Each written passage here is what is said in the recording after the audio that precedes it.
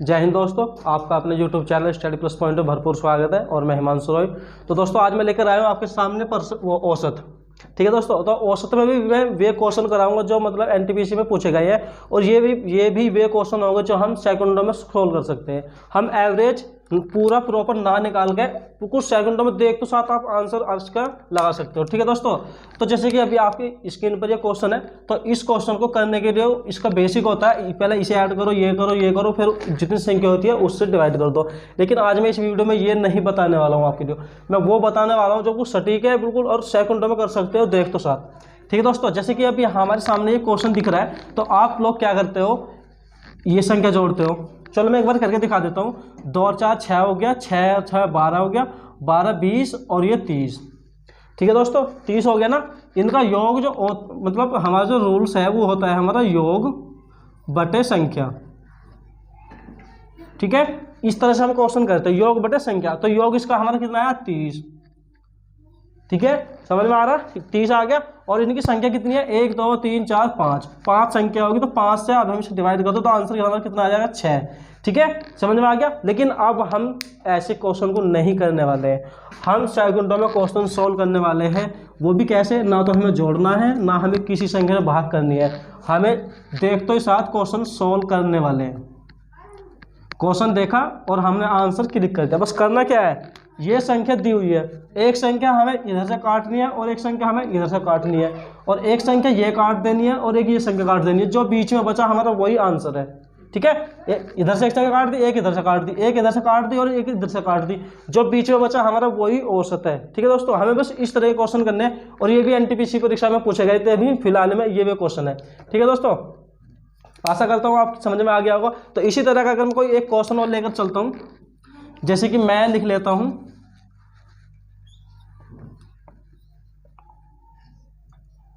12 और 15।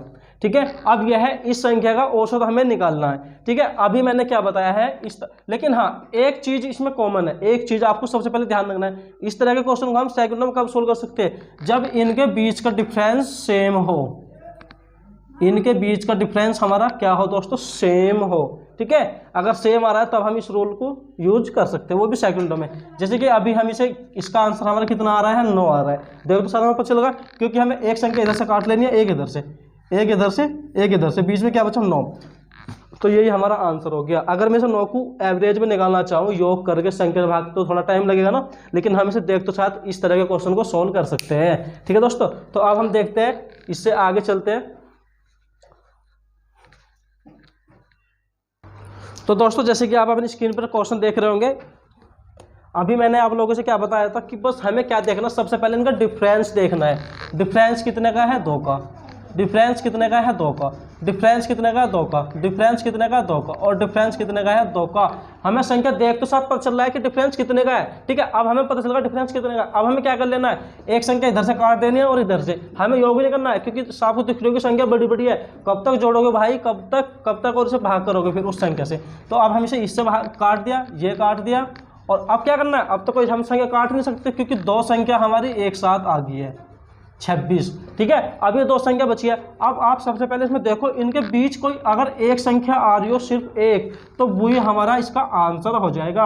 इन दोनों के बीच में 24 से बाद में आएगा 25, और यहाँ क्या है 26। लेकिन डिफरेंस एक का था, अगर ये डिफरेंस 2 का आ जाए, 3 का आ जाए, 4 का आ जाए, जब तो एक संख्या कोई नहीं हो सकती ना, तो तब हम क्या करेंगे, 25 इसका आंसर, राइट आंसर आ गया। 2 संख्या हमने बीच में से उठा ली, अगर बीच में 2 संख्या बची, अगर एक बची तो एक ही आंसर होगा। ठीक है, अब हमारा 24 और 26 को इधर जोड़ लो और 2 से भाग कर दो, क्योंकि 2 संख्या है, सिर्फ 2 संख्या जोड़ लो और आंसर आ जाएगा कितना, 50।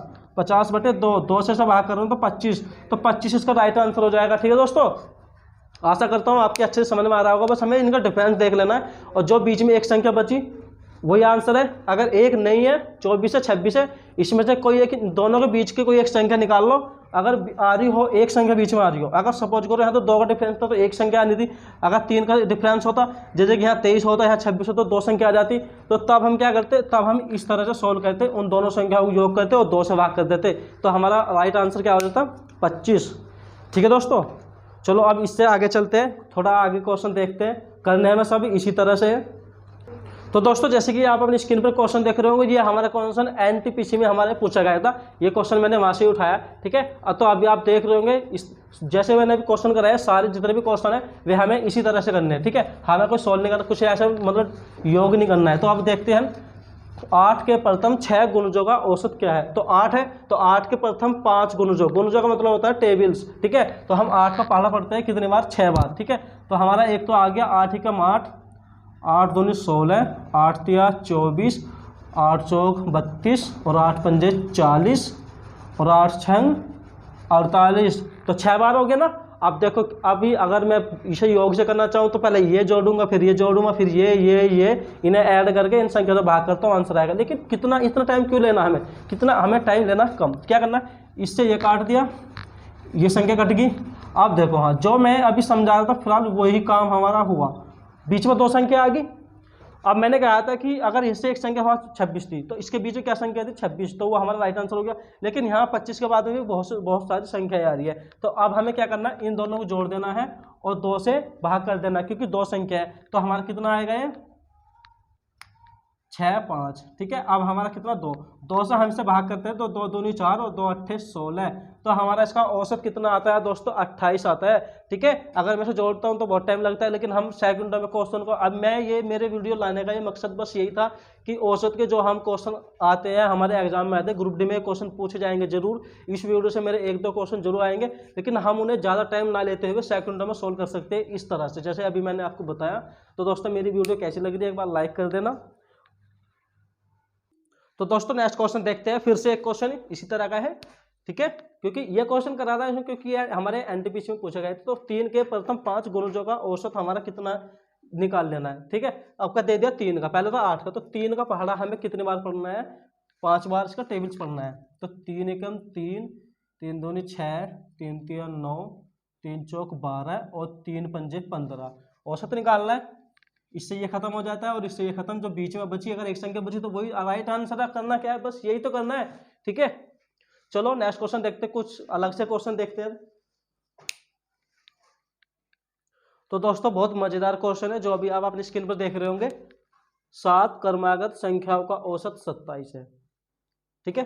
अब पूछ रहा है इनमें से सबसे बड़ी संख्या क्या होती है। दोस्तों क्रमागत संख्या हमारी क्या होती है, तो हमारी क्रमागत संख्या होती है लगातार, कोई डिफरेंस नहीं, बस लगातार जो संख्या होती है, जैसे कि 1 हो गया, 2 हो गया, 3 हो गया, 4 हो गया, इस तरह की जो संख्या होती है क्रमागत। तो अब कह रहा है कि 7 संख्या थी क्रमागत और उनका औसत कितना आया दोस्तों, 27। अभी मैंने आपको औसत निकालना सिखाया है, हम ऐसे कैलकुलेट करते थे तो हमारा आंसर 27, जो बीच में संख्या होती थी वो 27 होती थी। लेकिन अब हमें क्या करना है, औसत दे दिया है डायरेक्ट, थोड़ा ध्यान दो, थोड़ा मैंने अभी बताया था जो औसत हमारा आता है बीच वाली संख्या आती है, तो हमने बीच में रख लिया 27। अब इसके बाद की इनमें एक एक जोड़ के चलते हैं, इसके बाद में क्या आ गया 28, 28 से बाद में आएगा हमारा 29, कितनी संख्या होगी 3। अब 2 इधर लिख लेता हूं मैं, तो इससे कम कितना 26 और ये 25, कितनी होगी 1 2 3 4 5, लेकिन क्या बोला उसने 7, तो मैं एक इधर लिख देता हूँ 30 और एक इधर लिख लेता हूँ 24। क्रमागत संख्या है, लगातार संख्या आ गई 24 25 26 27 28 29 30। अब आप मैंने ये क्यों लिख दी, यहाँ तक कि किसकी समझ में नहीं आया पहले एक बार कमेंट बॉक्स में आकर जरूर बता देना। और जो नया स्टूडेंट जो नया बच्चा है या स्टूडेंट है वो मेरे चैनल को सब्सक्राइब कर देना। तो मेरा कहने का मतलब ये है, अभी मैं इस क्वेश्चन कर रहा हूँ, अभी आपकी समझ में नहीं आया होगा, लेकिन मैं ये कहना चाह रहा हूँ अगर मैं इस संख्या का औसत निकालता हूँ तो कितना आएगा, ये खत्म कर दी, ये सारी खत्म कर देता हूँ तो बीच में क्या बचता है 27, और 27 ही हमें यहाँ राइट मतलब औसत दिया है। तो हमें बस ये यहाँ से कर लेना, ये 27 जो दिया है, अगर इस तरह से क्वेश्चन आए तो ये 27 बीच में रख देना और एक एक जोड़ के चले जाना है और एक एक इधर को घटाते चले जाना है, तो संख्या हमारी 7 टोटल होगी। अब वो इसमें कुछ भी पूछ ले, उसने पूछा है कि इनमें से सबसे बड़ी संख्या क्या है, तो इसमें सबसे बड़ी संख्या क्या है हमारी 30, तो बड़ी संख्या, तो इसका हमारा राइट आंसर क्या होगा, राइट आंसर होगा हमारा 30। और वो जरूरी थोड़ी है बड़ी पूछ रहा है, वो छोटी भी तो पूछ सकता है, छोटी भी पूछता है। तो इसमें सबसे छोटी संख्या कौन सी है हमारी 24। तो यहाँ से अब हमारे 2 क्वेश्चन बन गए।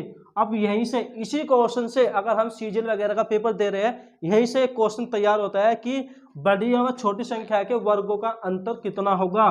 तो हम 30 का वर्ग करेंगे और -24 का वर्ग करेंगे, जो भी हमारा आंसर आ जाएगा वो राइट आंसर हो जाएगा। फिर वो ये भी पूछ सकता है कि बड़ी और छोटी संख्या गुणनफल कितना होगा, बड़ी और छोटी संख्या का योगफल कितना होगा या अंतर कितना होगा। सीजीएल वगैरह में अगर आप तैयारी कर रहे हो तो इस तरह से क्वेश्चन बनता है और ये भी आ जाता है, ठीक है। समझ में आ गया होगा ना, आशा करता हूँ आपको समझ में आ गया होगा। तो दोस्तों जल्दी से फटाफट लाइक कर दिया करो। तो दोस्तों जल्दी से जल्दी एक बार कमेंट बॉक्स में आकर जरूर बता दो मेरी वीडियो यहाँ तक की कैसी लग रही है। तो दोस्तों आप देखो तो साथ इस तरह का क्वेश्चन को सेकंड में सोल्व कर सकते हो। आशा करता हूँ आपको बहुत अच्छे से समझ में आ रहा होगा। ठीक है, तो जल्दी से जल्दी अपने दोस्तों के पास शेयर कर दिया करो। ठीक है दोस्तों, तो अब हम देखते हैं ये जो क्वेश्चन मैंने अभी कराया, 5 क्रमागत संख्याओं का औसत 100 है। तो क्या जनाब पहली संख्या क्या है? तो जल्दी जल्दी इसका आंसर मुझे कमेंट बॉक्स में आकर जरूर बताइए, जरूर। ठीक है, तो दोस्तों अभी अगर आप इस क्वेश्चन को मतलब बेसिक तरीके से करते हो जो मैंने अभी कराया सारे, तो किस तरह से करते हो, x+1 और x+2 बहुत टाइम लगता, बराबर 100 रख देते हैं, x की गुना ऐसे कैलकुलेट बहुत टाइम लगता। लेकिन अभी हमें क्या करना, 5 क्रमागत लगातार होता है, तो हम बीच में क्या रख लेते हैं, 100 जो औसत दिया, क्योंकि बीच वाली संख्या हमारी औसत होती है 100। 5 संख्या बनानी है तो हमें इसमें एक जोड़ते हुए चले जाना है। 102 3 होगी, 2 इधर जोड़ी है तो 2 इधर घटानी पड़ेगी, क्या आएगा 99। 99 के बाद में क्या आएगा 98। तो दोस्तों अब पूछ रहा है क्या, उसने पूछा है बस हमें ये देख लेना है। तो उसने पूछा है पहली संख्या ये क्रमागत संख्या होगी, अगर मैं इसका औसत निकालता हूं तो ये खत्म हो गया, ये खत्म हो गया, फिर ये हो जाएगा, फिर ये हो जाएगा। तो औसत 100 यहाँ दे रखा है, तो इस तरह से मैंने लिख लिया, बीच में 100 एक एक जोड़ दिया और एक एक घटा दिया। अब ये हमारी 5 क्रमागत संख्या आ गई है। अब वो कुछ भी पूछ सकता है, पहली संख्या पूछ रहा है तो 98, सबसे आखिरी संख्या पूछ रहा है तो 102, और सबसे बड़ी संख्या पूछ रहा है तो 102, और सबसे छोटी संख्या पूछ रहा है तो 98, और औसत तो इसने दे रखा है तो औसत पूछेगा क्यों। ठीक है, तो यहाँ तक कि आपके समझ में आ रहा होगा ना। तो इसका आंसर हमारा राइट आंसर क्या हो जाएगा, 98। ठीक है दोस्तों, जल्दी से फटाफट एक लाइक और ठोक दिए, तो हमारा आंसर कितना आएगा, 98। तो दोस्तों आपकी स्क्रीन पर ये नेक्स्ट क्वेश्चन है, फिर से आप देख सकते हो। तो आशा करता हूँ आपकी ये क्वेश्चन बहुत अच्छे से समझ में भी आ रहा होगा, क्योंकि आपको देख तो साथ ही आपको उसके अगर जो भी मैंने अभी तक क्वेश्चन कराए हैं वो आपकी समझ में आए हैं, तो आपको बस हल्का सा माइंड, हल्का सा दिमाग लगाने की आवश्यकता है, बस हल्का सा। ना तो आपको पेन उठाने की आवश्यकता है, ना आपको कॉपी, कुछ भी चीज़ उठाने की जरूरत नहीं है, अगर आप इस क्वेश्चन को अच्छे से देख पा रहे हो तो। और ये पूछ क्या रहा है बस।